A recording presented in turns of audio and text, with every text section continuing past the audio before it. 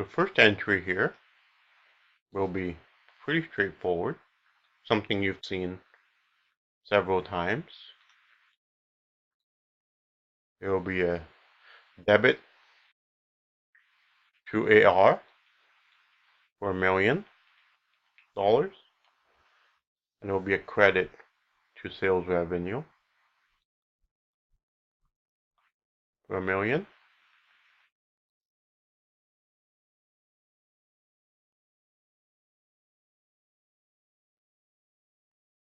Then we have something new here in the second entry. We'll have warranty expense dated on the same day as revenue. It agrees with the matching principle, and the credit account will be estimated.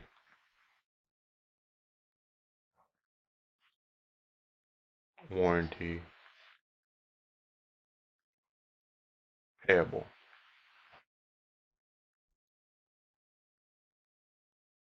So it'll be 1% of $1 million.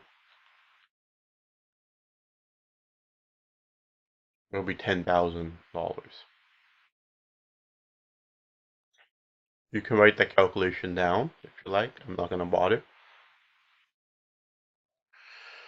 Assume that Sales Galore spends $4,000 repairing cell phones and $5,000 on replacements.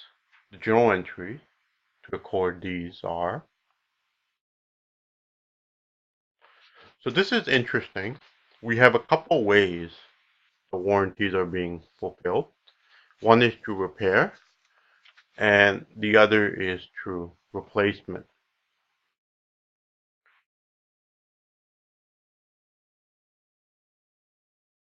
So let's go ahead and make these journal entries. I'm going to date them June 30th.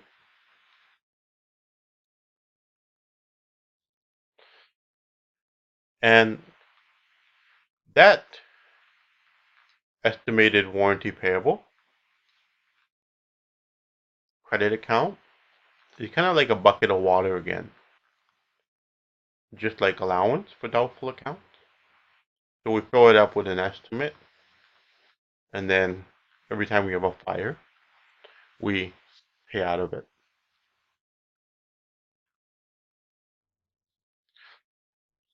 So what we'll do is we'll assume that when repairs are done, we pay our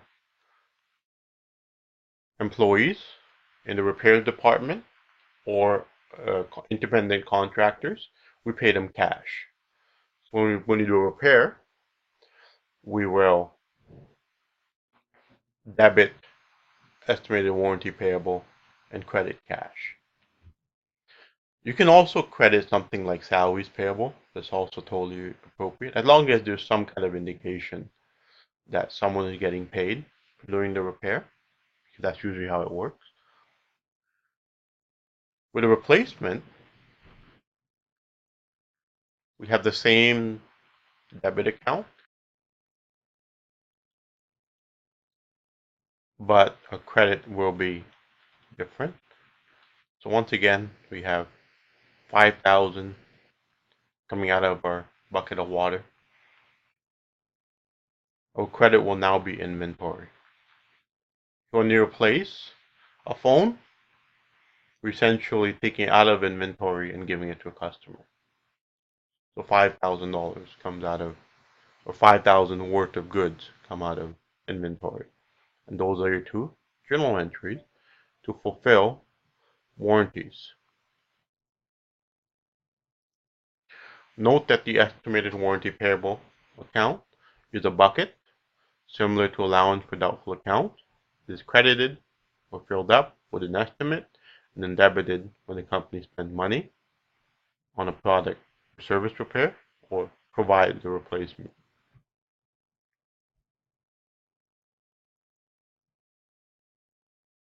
Estimated income tax payable.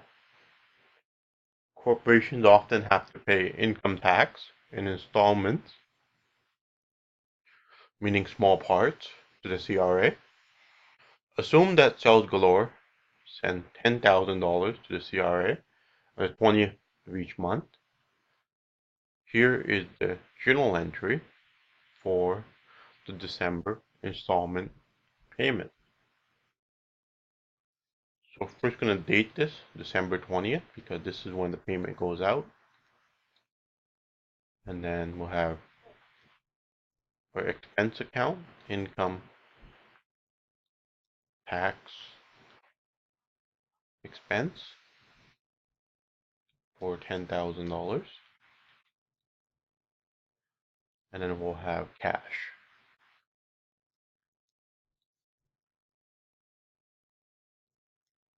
So that's the income tax expense payment or income tax payment for 1 month out of 12. On December 31st, Sales Galore calculates its taxes for the year, which work out to $135,000, and the outstanding balance will be due on January 20th. And we're going to make a journal entry for December 31st. So, throughout the year, this company had been making $10,000 payments each month. So 10,000 times 12 months, they paid 120,000. However, at the end, when they actually calculate their taxes, they realize they owe 135,000.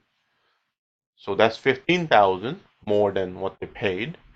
So they're gonna make one final payment for the year, and it will be made on January 20th. So on December 31st, before we close the books, we want to make an adjustment here to record income tax expense for the year, right? So we want to make sure that the expense belongs to the year that we're operating in. We'll make that year-end adjusting entry.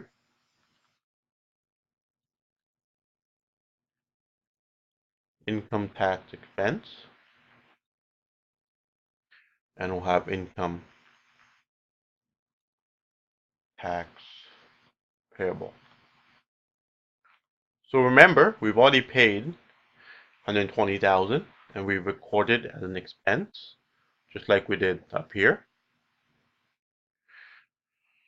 So here we're only recognizing 15,000. So 135 minus 120 leaves us with 15,000 we'll pay next month. So that's a liability that's going to hang around for the next 20 days.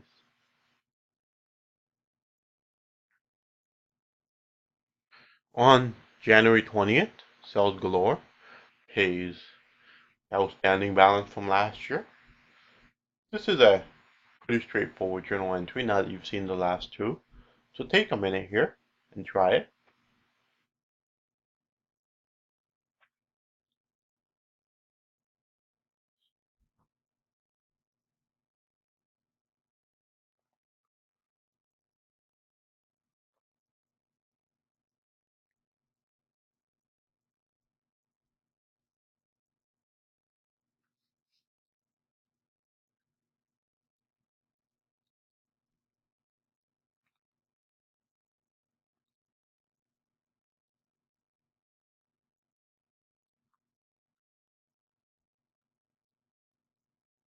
So first we reverse the liability. That's our debit. And then we credit cash to move the cash off of our books. Contingent liability. This is a liability which may or may not occur, such as a pending lawsuit. Contingent liabilities have a known or unknown amount, but adequate disclosure should be provided to users of the financial statement. It's often done as a note disclosure. If the amount is likely and known, the company should accrue an expense and report it as a liability. So sometimes this can be a tricky legal issue. So let's say there's a pending lawsuit and the company doesn't want to admit guilt. So according to reporting standards, they're allowed to say we have some unsubstantiated liability which may or may not occur, and that gets them off the hook in terms of legal. trouble, because if they were to say we're estimating that we might have to pay $20 million in this lawsuit, then the accuser can point to that and say the company is admitting wrongdoing. On the other hand, if the negotiations are far enough along that the company has offered $1 million to settle something, and the plaintiff is asking for 3 million,